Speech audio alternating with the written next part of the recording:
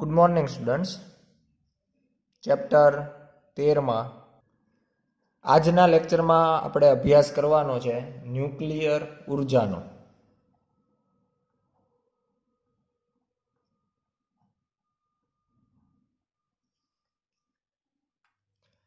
આ ચેપ્ટરની અંદર જ આપણે આગળ ન્યુક્લિયોન દીઠ બંધન ઉર્જા વિરુદ્ધ પરમાણુ દળાંકનો આલેખનો અભ્યાસ કર્યો હતો, જે અહીંયા આકૃતિમાં દર્શાવેલ છે. તો એમાં આપણે કીધેલું કે જેનો પરમાણુ દળાંક 30થી લઈ અને 127ની વચ્ચે હોય એના માટે ન્યુક્લિયોન દીઠ બંધન ઉર્જા છે એ લગભગ અચળ મળે છે, અને જેનું મૂલ્ય આપણને 8 મેગા ઇલેક્ટ્રોન વોલ્ટની આજુબાજુનું કંઈક મળે છે. એટલે અહીંયા આપણે બે બાબતો સ્પષ્ટ લખી શકીએ. એમાં પહેલી બાબત લખીએ તો એવું કહી શકાય, એનું મૂલ્ય 30 થી એનું મૂલ્ય 170 હોય તેવા ન્યુક્લિયસ માટે ન્યુક્લિયોન દીઠ બંધન ઉર્જા લગભગ 8 મેગા ઇલેક્ટ્રોન વોલ્ટ હોય. અને બીજું, જેના માટે એનું મૂલ્ય 30 કરતાં ઓછું હોય અને જેના માટે એનું મૂલ્ય 170 કરતાં વધારે હોય તેવા ન્યુક્લિયસ માટે ન્યુક્લિયોન દીઠ બંધન ઉર્જા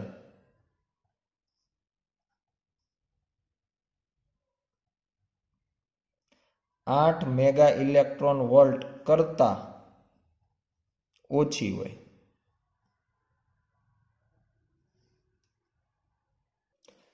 અહીંયા આપણે જે બંધન ઉર્જાની વાત કરીએ છીએ એના ઉપરથી આપણે એના જે ન્યુક્લિયસ છે એના દળ વિશેની અમુક માહિતી છે એ સમજવી બહુ જ જરૂરી છે. તો એમાં કહી શકાય કે જેમના માટે બંધન ઉર્જા વધુ હોય તેવા ન્યુક્લિયસનું કુલ દળ ઓછું હોય. ઓછું હોય એટલે કે પ્રમાણમાં ઓછું હોય એવું કહેવા માંગીએ છીએ. બંધન ઉર્જા જે છે આપણે ડેલ્ટા એમ પરથી નક્કી કરતા હોઈએ. ઈ બરાબર ડેલ્ટા એમ સી સ્ક્વેર.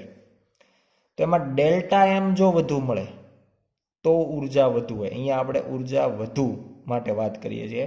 એટલે બંધન ઉર્જા વધુ એટલે કે આપણા જે તત્વો છે એ બરાબર 30થી લઈને એ બરાબર 170. તો એના માટે ડેલ્ટા એમ વધારે મળે છે. એનો મિનિંગ એવું થાય કે છૂટું જે પ્રોટોન ન્યુટ્રોન જે છૂટા છે એના દળથી જ્યારે ન્યુક્લિયસ રચાય છે, આ આપણે ન્યુક્લિયસ બનાવ્યું બંનેને ભેગા કરીને, તો એમાંથી અમુક જે પ્રોટોન અથવા ન્યુટ્રોન છે એના દળનું રૂપાંતર ઉર્જામાં થાય અને ન્યુક્લિયસ બને. આવી જે પ્રક્રિયા છે એમાં આપણને ઉર્જા મળે. એટલે જો ડેલ્ટા એમ દળમાં તફાવત મોટો હોય તો આપણને ડેલ્ટા એમ મોટું મળે, અને ડેલ્ટા એમ મોટું મળે તો ઉર્જા વધારે મળે. એટલે કે વધારે દળ જે છે એ ઉર્જામાં રૂપાંતર થાય. એટલે ન્યુક્લિયસનું દળ પ્રમાણમાં ખૂબ ઓછું થઈ જાય એવું કહી શકાય. આમાંથી ઘણા બધા દળનું રૂપાંતર ઉર્જામાં થઈ જાય છે તો જ ઉર્જા વધારે મળતી હોય. અને આના કરતાં ઊંધું કે જો બંધન ઉર્જા ઓછી હોય તેવા ન્યુક્લિયસનું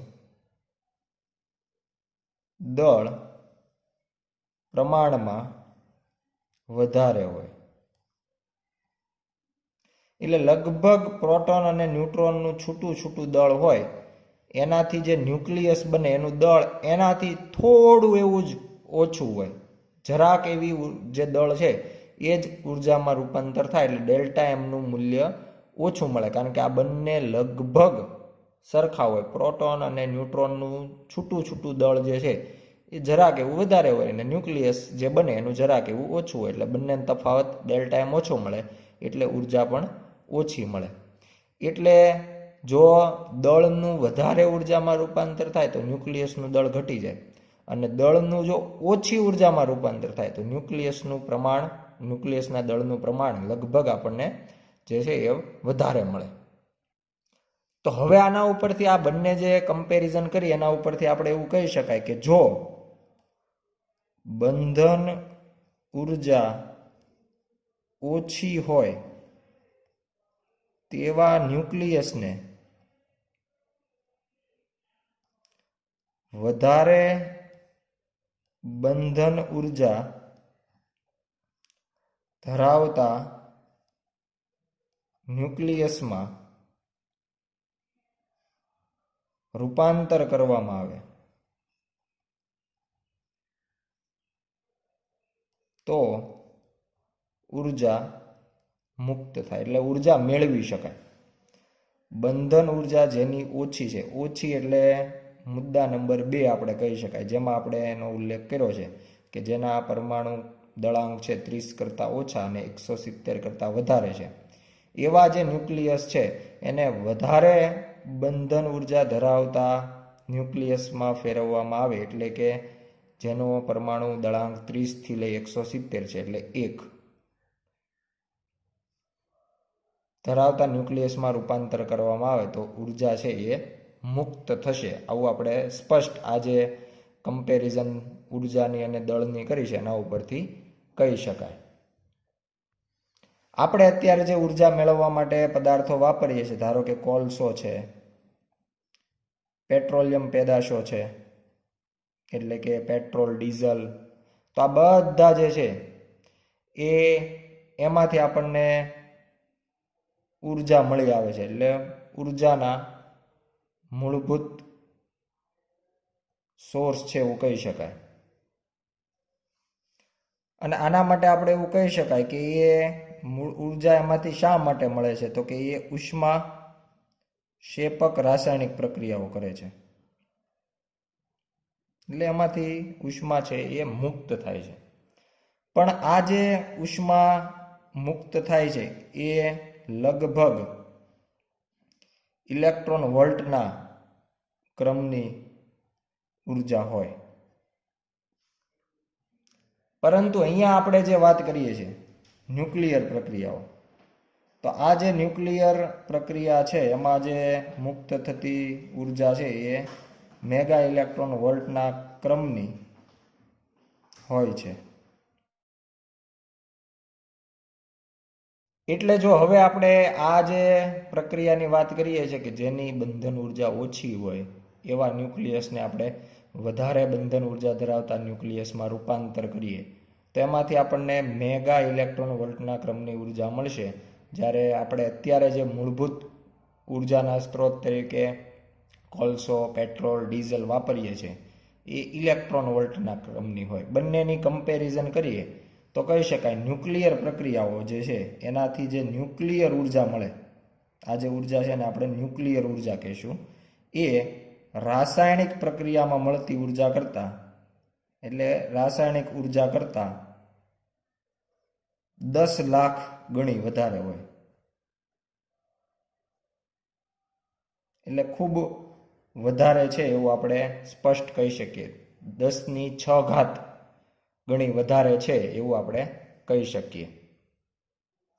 ઉદાહરણ જો લેવું હોય તો આપણે એવું કહી શકાય કે ધારો કે આપણે 1 કિલોગ્રામ કોલસો લઈએ, 1 કેજી કોલસો લઈએ તો એમાંથી લગભગ આપણને 10⁷ જૂલ જેટલી રાસાયણિક ઉર્જા મળે. 10⁷ જૂલ. પણ એની સામે આપણે જો યુરેનિયમનો આટલો જ જથ્થો લેવામાં આવે, 1 કિલોગ્રામ જેટલો યુરેનિયમ લેવામાં આવે તો યુરેનિયમથી આપણને આ જે ઉર્જા છે એ લગભગ 10⁻14 જૂલ મળે. આ જે છે એ રાસાયણિક ઉર્જા છે, યુરેનિયમનો આટલો જ જથ્થો. એટલે પહેલું આપણે લીધું છે કોલસો અને બીજું જે આપણે લઈએ છીએ એ છે યુરેનિયમ.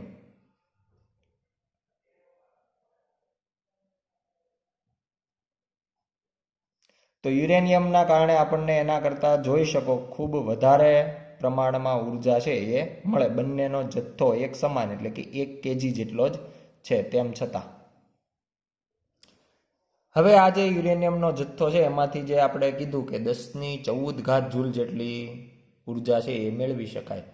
તો આ જે પ્રક્રિયા છે એને કહેવામાં આવે વિખંડન પ્રક્રિયા.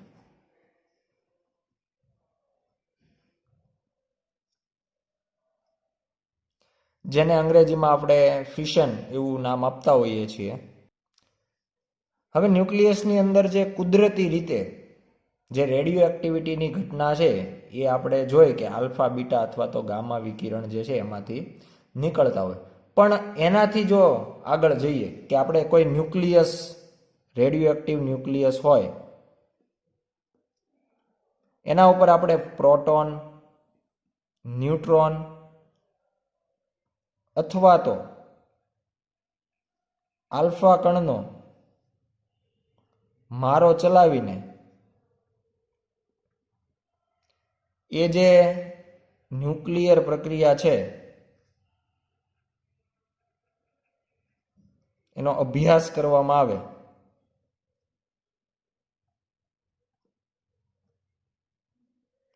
ત્યારે આપણને નવી સંભાવનાઓ જે છે એ જોવા મળે.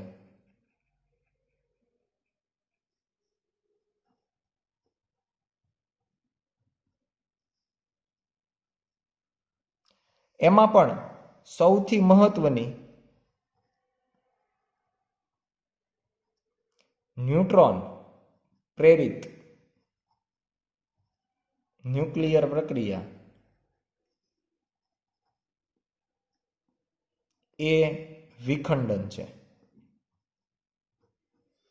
એટલે આપણે જે પ્રોટોન, ન્યુટ્રોન અથવા આલ્ફા કણની જે વાત કરી એમાં આપણે ન્યુટ્રોન પ્રેરિત જે ન્યુક્લિયર પ્રક્રિયાઓ છે એને વિખંડન કહી શકાય. આ પ્રક્રિયાના ઉદાહરણ તરીકે આપણે યુરેનિયમના જે સમસ્થાનિક છે એના ઉપર ન્યુટ્રોનનો મારો ચલાવી અને તેના વચગાળાના દળ ધરાવતા હોય એવા બે નવા ન્યુક્લિયસ ટુકડાઓમાં વિભાજન થાય એ પ્રક્રિયા આપી શકાય. તો એના માટે આપણે પ્રક્રિયા તરીકે લઈએ કે એક ન્યુટ્રોન જે છે એને આપણે સૌ પ્રથમ યુરેનિયમ 92-235 પર આપાત કરીએ, મારો ચલાવીએ. એટલે આપણી પાસે યુરેનિયમ 92-235 છે એના ઉપર ન્યુટ્રોનનો મારો ચલાવવામાં આવે અને એનાથી આપણને મળશે યુરેનિયમ 92-236. એટલે અહીંયા આપણે પ્રક્રિયા સંતુલનને ધ્યાનમાં લેવું પડે. પરમાણુ ક્રમાંકનો સરવાળો પરમાણુ ક્રમાંક સાથે થાય, પરમાણુ દળનો સરવાળો પરમાણુ દળ સાથે થશે. એટલે આપણને મળશે યુરેનિયમ 92-236. અને હવે આ જે યુરેનિયમ 92-236 છે એ બીજા બે વચગાળાના દળ ધરાવતા ન્યુક્લિયસની અંદર રૂપાંતર પામે છે. એમાંનું પહેલું છે બેરિયમ 56-144 વત્તા બીજું છે ક્રિપ્ટોન 36-89 વત્તા એની સાથે સાથે આપણને 3 ન્યુટ્રોન જે છે એ પણ સાથે સાથે જોવા મળે. એટલે 3 ન્યુટ્રોન. દર વખતે જરૂરી નથી કે યુરેનિયમ 92-235 ઉપર ન્યુટ્રોનનો મારો ચલાવતા જે યુરેનિયમ 92-236 બને એ બેરિયમ અને ક્રિપ્ટોન જ આપે એવું જરૂરી નથી. એક બીજી પણ શક્યતા છે, ન્યુટ્રોન પ્લસ યુરેનિયમ 92-235 જે આપણને આપશે યુરેનિયમ 92-236. અને હવે આ યુરેનિયમ બેરિયમ અને ક્રિપ્ટોનમાં કન્વર્ટ થવાની જગ્યાએ એન્ટીમની Sb51-133 વત્તા નોબેલિયમ Nb4199 માં કન્વર્ટ થાય અને સાથે સાથે વધારાના આપણને 4 ન્યુટ્રોન પણ આપે.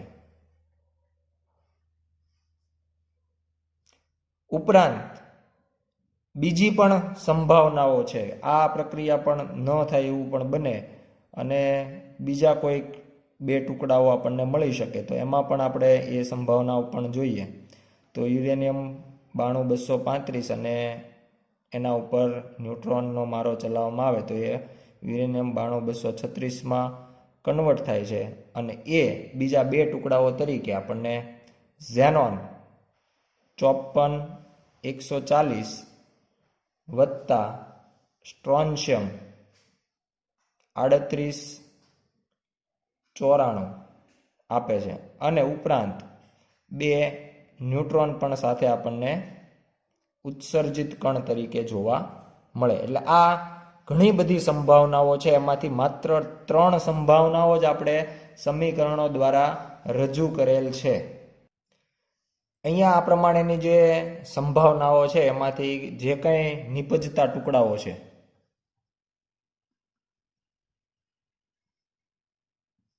એ રેડિયો એક્ટિવ ગુણધર્મો ધરાવતા હોય અને બીટા કણનું ઉત્સર્જન કરી સ્થાયી અંતિમ નિપજ આપે છે. એટલે અહીંયા આપણે બેરિયમની અથવા ક્રિપ્ટોનની અથવા ઝેનોનની વાત કરીએ તો આ બધા જ જે ટુકડાઓ છે એ પોતે રેડિયો એક્ટિવ હોય અને એ સ્થાયી થવા માટે પોતાનામાંથી બીટા કણનું ઉત્સર્જન કરી અને અંતે કંઈક સ્થાયી ન્યુક્લિયસ આપણને આપે છે. અહીંયા જે વિખંડનમાં મુક્ત થતી પ્રક્રિયાની વાત કરીએ તો એવું કહી શકાય કે વિખંડન પામતા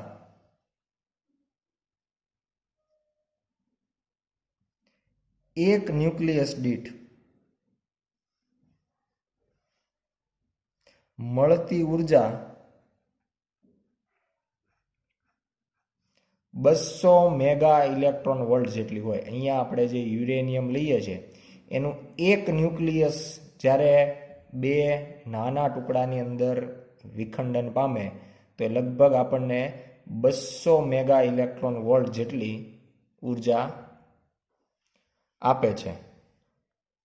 આ જે ઉર્જા છે એનો આપણે અંદાજ મેળવીએ તો એક પ્રક્રિયા ધ્યાનમાં લઈએ કે જેમાં કોઈ એક્સ તત્વ કે જેનો પરમાણુ દળ 240 છે એ વાય તત્વમાં સરખા બે ટુકડામાં વિભાજિત થાય છે જેનો પરમાણુ દળ 120 જેટલો છે. અહીંયા આપણે પરમાણુ દળના સંદર્ભમાં આખી પ્રક્રિયા સમજીએ.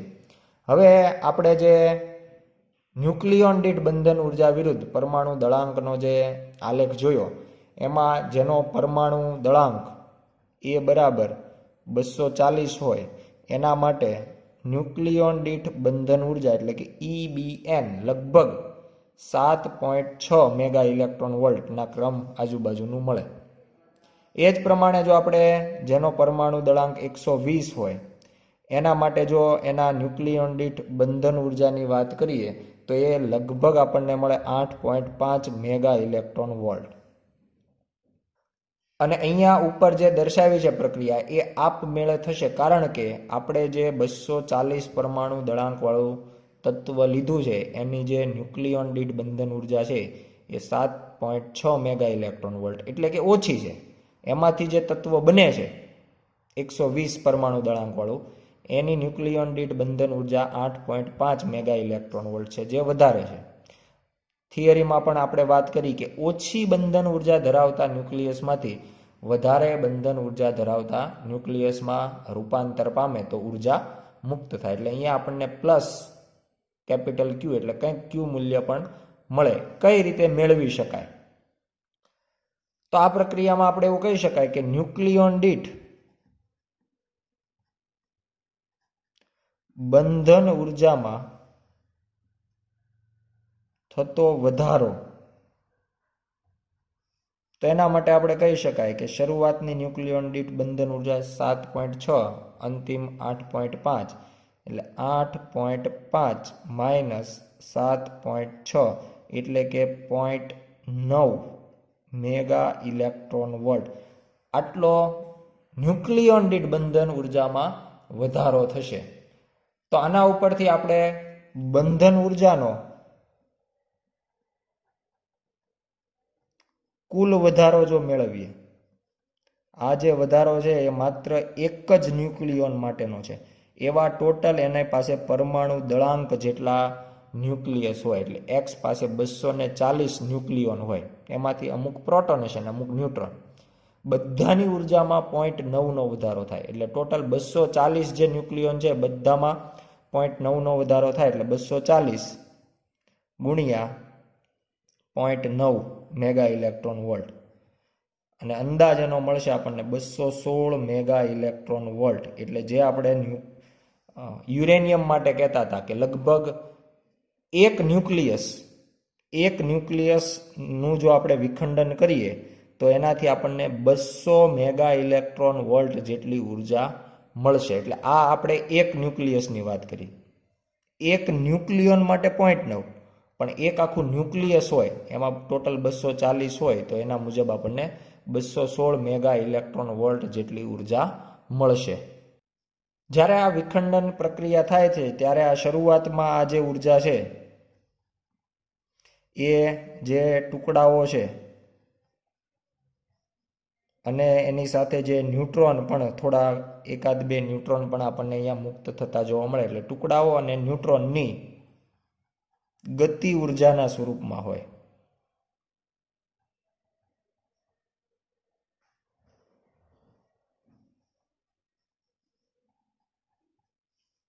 પણ સમય જતા તે આસપાસનું જે વાતાવરણ છે, દ્રવ્ય છે, એની ઉષ્મા ઉર્જા સ્વરૂપે રૂપાંતર પામે છે.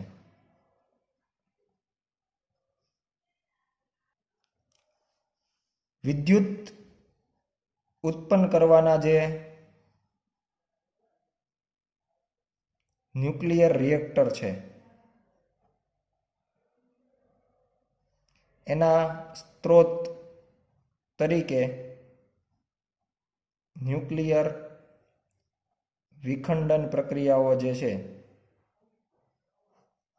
એ જ હોય છે. એટલે ન્યુક્લિયર વિખંડન પ્રક્રિયામાં આપણને જે ઉર્જા મળે છે એનું વિદ્યુત ઉર્જાની અંદર રૂપાંતર કરવામાં આવે છે. ઉપરાંત પરમાણુ બોમ્બ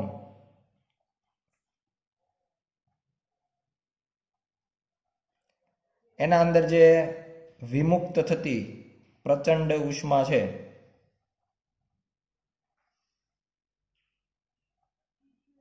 એ અનિયંત્રિત વિખંડનના કારણે મળે છે એવું કહી શકાય. એટલે આપણે બંનેની જો કમ્પેરિઝન કરીએ, ન્યુક્લિયર રિએક્ટર અને પરમાણુ બોમ્બ, તો બંનેની અંદર પ્રક્રિયા તો ન્યુક્લિયર વિખંડનની જ થાય છે, પણ વિદ્યુત ઉત્પન્ન કરવા માટે જે પાવર સ્ટેશન હોય એમાં એ નિયંત્રિત સ્વરૂપે હોય, એનું નિયંત્રણ રાખવામાં આવે. જ્યારે એ જ પ્રક્રિયા જો અનિયંત્રિત બને, કોઈ કંટ્રોલ ન રાખવામાં આવે, તો એનું એ જ પાવર રિએક્ટર પોતે પરમાણુ બોમ્બ તરીકે પણ વર્તી શકે. ન્યુક્લિયર રિએક્ટરની અંદર જે પ્રોસેસ છે, એનું જે કાર્ય છે એ આપણે આગળના લેક્ચરમાં જોઈશું. ત્યારબાદ સ્વાધ્યાયનો 12મો દાખલો જોઈએ.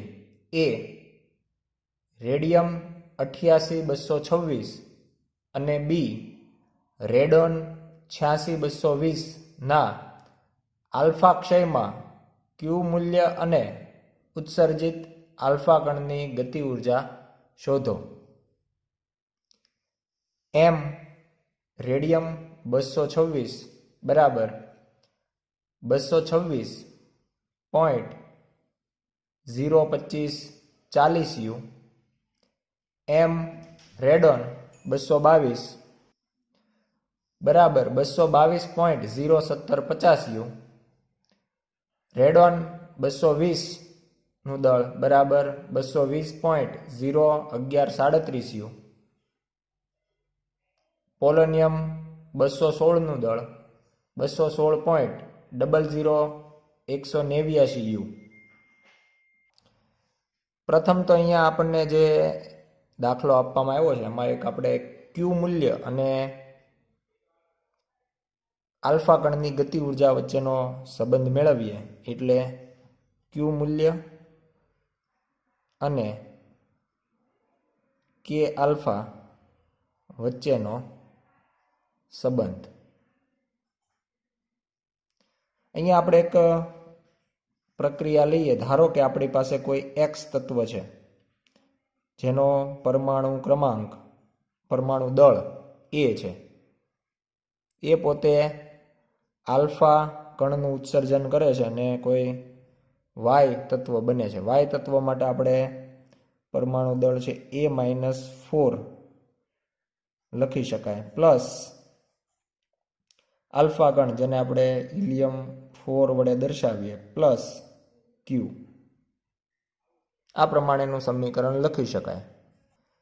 આવી કોઈ પ્રક્રિયા જેમાં આલ્ફા કણનો ક્ષય થાય છે એના માટે જો ક્યુ મૂલ્ય લખવામાં આવે તો ક્યુ બરાબર કૌંસમાં mx minus my minus m alpha into c² વડે આપણે ક્યુ મૂલ્ય લખી શકીએ. જો આપણી પાસે એક્સ તત્વ, વાય તત્વ અને હિલિયમ આલ્ફા કણનું દળ હોય તો ત્રણેયના દળ મૂકીને આપણે ક્યુ મૂલ્ય મેળવી શકાય. પણ આ ક્યુ મૂલ્ય મેળવી એને આપણે કહી શકાય કે જે ગતિ ઉર્જાનો ફેરફાર છે એ ક્યુ મૂલ્ય જેટલો જ હોય. એટલે જે ટુકડાઓ મળે છે અથવા તો વાય અને આલ્ફા કણ મળે છે એમાં જે ગતિ ઉર્જાનો ફેરફાર થાય એ આ ક્યુ મૂલ્યના આધારે જ થાય. તો એના માટે આપણે ગતિ ઉર્જાના ફેરફાર તરીકે કહી શકાય કે વાય ન્યુક્લિયસ છે એની ગતિ ઉર્જા એટલે 1/my/vy² વત્તા નિપજ તરીકે આપણને આલ્ફા કણ પણ મળશે એટલે 1/m⁴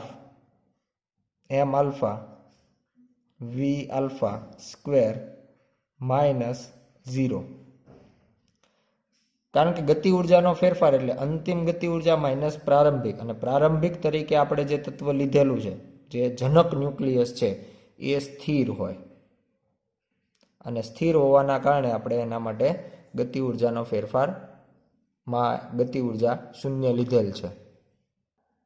એટલે અહીંયા આપણે ક્યુ મૂલ્યનું જે સમીકરણ છે એ Q is equal to 1/m⁴v², alpha માટેની ગતિ ઉર્જા પ્રથમ લખી છે, પ્લસ 1/my/vy² વડે દર્શાવી શકાય. હવે જો આવી પ્રક્રિયામાં આપણે વેગમાન સંરક્ષણનો નિયમ વાપરીએ, વેગમાન સંરક્ષણ મુજબ શરૂઆતનું વેગમાન અને અંતિમ વેગમાન સમાન હોવું જોઈએ. હવે શરૂઆતમાં આપણે કીધું કે એક્સ તત્વ જે આપણે લીધું છે એ સ્થિર છે એટલે શરૂઆતનું વેગમાન 0 બરાબર અંતિમ તરીકે આપણને વાય તત્વ અને આલ્ફા કણ બે મળશે. બંનેનું વેગમાન લખીએ તો પહેલાનું વેગમાન આપણે લખશું my/vy, આલ્ફા કણ માટે લખશું m⁴v⁴. પણ આપણે સ્પષ્ટ કહી શકીએ કે બંને એકબીજાથી વિરુદ્ધ દિશામાં છે. જો બંને એક દિશામાં હોય તો બંનેનો સરવાળો ક્યારેય શૂન્ય થઈ શકે નહીં, પણ બંનેનો સરવાળો શૂન્ય મળવાનો છે એટલે કે બંને પરસ્પર વિરુદ્ધ દિશામાં હોય. એટલે વેગને આપણે સદિશ સ્વરૂપે લઈએ એટલે આપણે એવું ગણી શકાય કે આપણી પાસે જો અહીંયા કોઈ એક્સ તત્વ હોય અને આપમેળે આ જે તત્વ છે એ આપમેળે જો આલ્ફા કણનું ઉત્સર્જન કરે તો જો આલ્ફા કણ આ તરફ જાય તો વાય તત્વ જે બાકી રહેશે એ એના કરતાં વિરુદ્ધ દિશામાં જાય, કારણ કે પરિણામી જે એનું વેગમાન છે એ તો શરૂઆતના વેગમાન જેટલું જ રહેવું જોઈએ. એટલે આ પ્રમાણેનું સમીકરણ લખી શકાય. અને આને સાદું રૂપ આપીએ તો કહી શકાય કે my/vy બરાબર m⁴v⁴. આના ઉપરથી જો આપણે vy ને સૂત્રનો કરતા બનાવીએ તો m⁴ના છેદમાં my ઇન્ટુ વી આલ્ફા. આ પ્રમાણેનું સમીકરણ નંબર 2. એટલે બંને જે વાય તત્વ અને આલ્ફા કણ છે એના વેગ વચ્ચેનો સંબંધ મળે. સમીકરણ 2 ની કિંમત સમીકરણ 1 માં મૂકીએ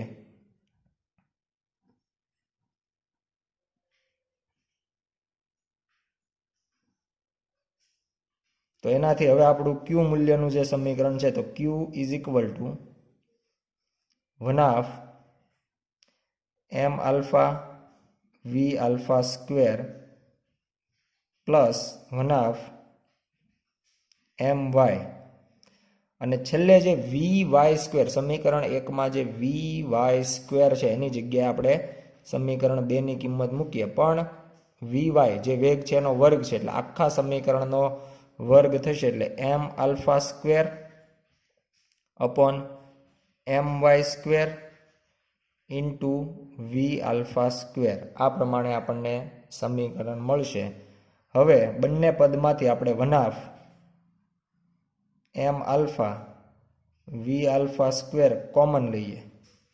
બંને પદમાંથી 1/2 M alpha V alpha square common. પહેલા પદમાંથી બધું જ કોમન એટલે 1 પ્લસ બીજા પદમાં એક એમ વાય દળ જે છે એ કેન્સલ થઈ જશે કારણ કે છેદમાં એમ વાયનો વર્ગ છે એટલે એક એમ વાય કેન્સલ. એમ આલ્ફા સ્ક્વેર છે એમાંથી એક એમ આલ્ફા કોમન છે એટલે અંશમાં આવશે એમ આલ્ફા છેદમાં વી આલ્ફા સ્ક્વેર કોમન લેવાઈ ગયો છે છેદમાં એમ વાય રહેશે. એટલે આ પ્રમાણેનું આપણે સમીકરણ અહીંયા લખી શકીએ. હવે આપણે ક્યુ મૂલ્યનું સમીકરણ લખીએ તો ક્યુ ઇઝ ઇક્વલ ટુ કૌંસની બહાર જે કોમન લીધેલું છે એ જોઈ શકાય કે એ આલ્ફા કણની ગતિ ઉર્જા છે 1/2 M alpha V alpha square. એટલે એ આપણે સમીકરણમાં જે આલ્ફા માટેની ગતિ ઉર્જા લીધી છે એ જ છે એટલે એને આપણે કહી દઈએ કે આલ્ફા કૌંસમાં 1 પ્લસ અહીંયા આપણે દળની વાત કરીએ તો એમ આલ્ફા એટલે આલ્ફા કણનું દળ જે અહીંયા સમીકરણ મુજબ જોઈ શકાય 4 આવશે, અને એમ વાય એટલે વાય તત્વ માટેનું દળ જે લખશું A-4 એટલે A-4 આ પ્રમાણેનું સમીકરણ બને. અને એના ઉપરથી આપણે કૌંસની અંદર જો લસા લઈએ તો ક્યુ ઇઝ ઇક્વલ ટુ કે આલ્ફા કૌંસમાં A-4 લસા બનશે. A-4 નો એક સાથે ગુણાકાર એટલે A-4 પ્લસ 4 જેમાં +4 અને -4 છે એ કેન્સલ થશે જેનાથી હવે આપણને ક્યુનું સમીકરણ મળશે ક્યુ બરાબર કે આલ્ફા કૌંસમાં A ના છેદમાં A-4. આ જે સમીકરણ છે આપણને ક્યુ અને કે આલ્ફા એટલે આલ્ફા કણની ગતિ ઉર્જા વચ્ચેનો સંબંધ આપે છે. એટલે આ જે સમીકરણ છે એ આપણે વ્યવસ્થિત રીતે યાદ રાખવાનું છે અને કોઈ MCQની અંદર આપણે આ સમીકરણ છે એ ડાયરેક્ટ વાપરી શકીએ. અહીંયા સમીકરણમાં એક ખાસ બાબત યાદ રાખવાની છે કે એ બરાબર જે કિંમત મૂકવાની આવે એ જનક ન્યુક્લિયસ નું દળ મૂકવાનું થશે. જે જનક ન્યુક્લિયસ હોય એનું જે પરમાણુ દળ હોય એ આપણે એ તરીકે અહીંયા સમીકરણમાં મૂકવાનો થાય. આના ઉપરથી આપણે કે આલ્ફાને જો સૂત્ર ન કરતા બનાવીએ તો કે આલ્ફા ઇઝ ઇક્વલ ટુ ક્યુ કૌંસમાં A-4 ડિવાઈડ બાય A. આ પ્રમાણેનું સૂત્ર આપણે સાદુરૂપ આપી અને મેળવી શકાય. આ જે સમીકરણ છે એ પણ યાદ રાખવાનું છે.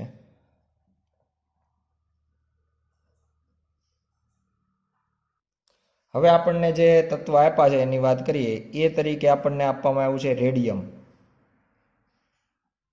86,226 88,226. આના અંદર આપણે જાણીએ છીએ કે જ્યારે કોઈ રેડિયો એક્ટિવ તત્વ પોતે આલ્ફા કણનું ઉત્સર્જન કરે તો એનો પરમાણુ ક્રમાંક છે એમાં 2નો ઘટાડો થાય, એટલે 88માંથી બનશે 86, અને પરમાણુ દળમાં 4નો ઘટાડો થાય, એટલે 226માંથી થઈ જશે 222, અને એ તત્વ તરીકે આપણને મળશે રેડોન. પ્લસ આલ્ફા કણ એટલે કે હિલિયમ-24 પ્લસ કંઈક ક્યુ મૂલ્ય આપણને મળશે. અને હવે આના માટે આપણે પ્રથમ તો ક્યુ મૂલ્ય જે છે એ મેળવીએ. તો ક્યુ ઇઝ ઇક્વલ ટુ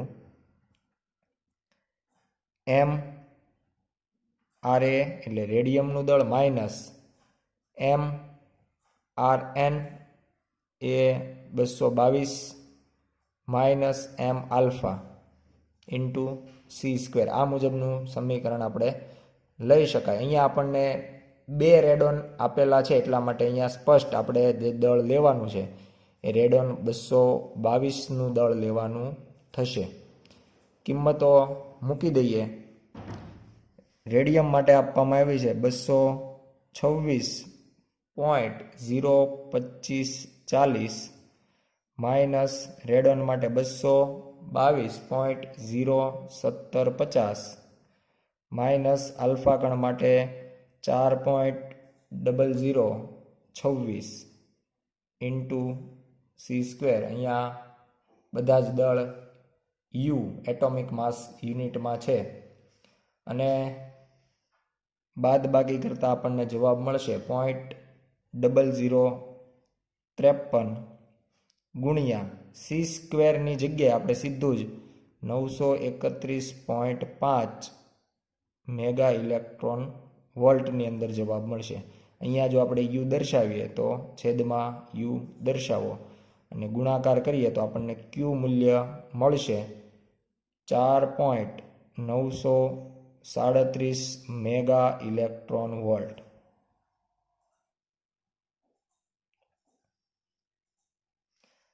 અને હવે જો આપણે આલ્ફા કણની ગતિ ઉર્જા લખીએ તો કે આલ્ફા ઇઝ ઇક્વલ ટુ સીધું જ આપણે ઉપરનું સમીકરણ વાપરીએ ક્યુ કૌંસમાં a-4 ડિવાઈડ બાય એ,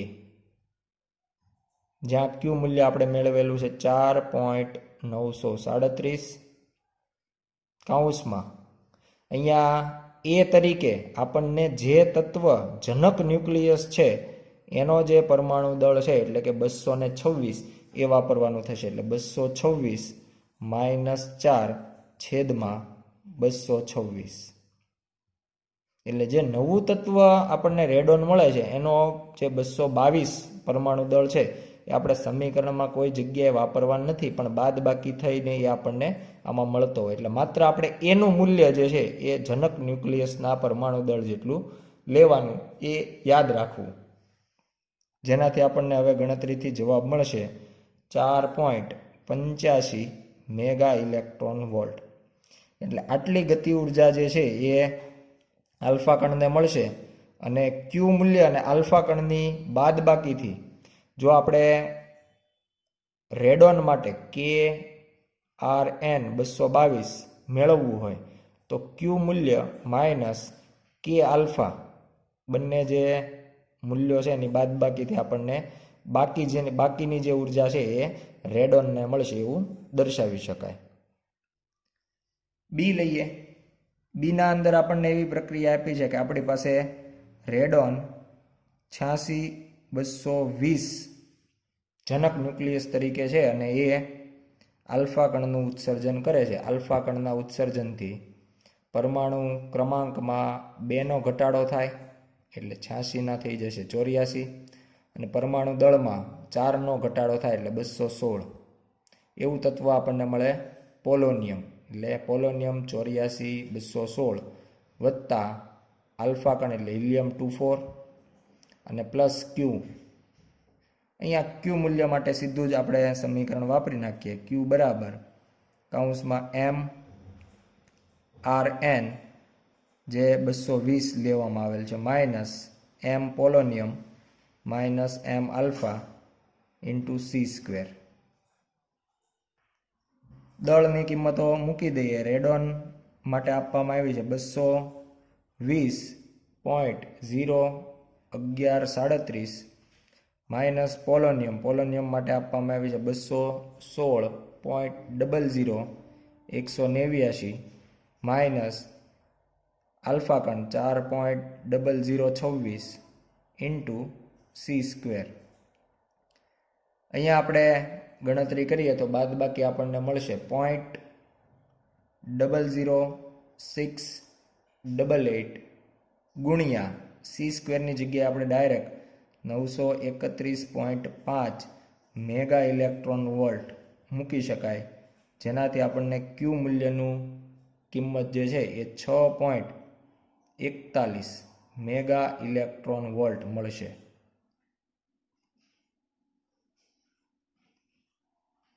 તો આ પ્રમાણે આપણે જે ક્યુ મૂલ્ય છે એ મેળવી શકાય. અને આના ઉપરથી જો હવે આપણે આલ્ફા કણની ગતિ ઉર્જા મેળવીએ તો કે આલ્ફા ઇઝ ઇક્વલ ટુ ક્યુ કૌંસમાં A-4 ડિવાઈડ બાય એ. કિંમતો ક્યુ મૂલ્ય મળ્યું છે 6.41 ગુણ્યા કૌંસમાં એ તરીકે આપણું જે જનક ન્યુક્લિયસ જે રેડોન છે 220 માઇનસ 4/220. આ પ્રમાણેનું સમીકરણ બનશે અને આનાથી આપણને કે આલ્ફાનું મૂલ્ય મળશે 6.29 મેગા ઇલેક્ટ્રોન વોલ્ટ. જો આના અંદર પણ આપણે પોલોનિયમની ગતિ ઉર્જા મેળવવી હોય તો કે પોલોનિયમ ઇઝ ઇક્વલ ટુ ક્યુ મૂલ્ય માઇનસ કે આલ્ફા. જ્યારે આપણને ઉલ્લેખ કરવામાં આવ્યો હોય કે આલ્ફા કણની મહત્તમ ગતિ ઉર્જા મેળવો, આલ્ફા કણ માટેની મહત્તમ, ત્યારે બાકીનું જે જનિત ન્યુક્લિયસ હોય એને આપણે સ્થિર ધારી શકાય અને બધી જ ક્યુ મૂલ્ય જે છે સંપૂર્ણ ઉર્જા આલ્ફા કણને મળે છે. અહીંયા રેડોનને અને અહીંયા પોલોનિયમને કોઈ જાતની ઉર્જા મળતી નથી. પણ માત્ર જ્યારે આપણને એવું કીધું હોય કે આલ્ફા કણની મહત્તમ ગતિ ઉર્જા, તો આપણે ક્યુ મૂલ્ય જેટલી બતાવી શકાય. આભાર.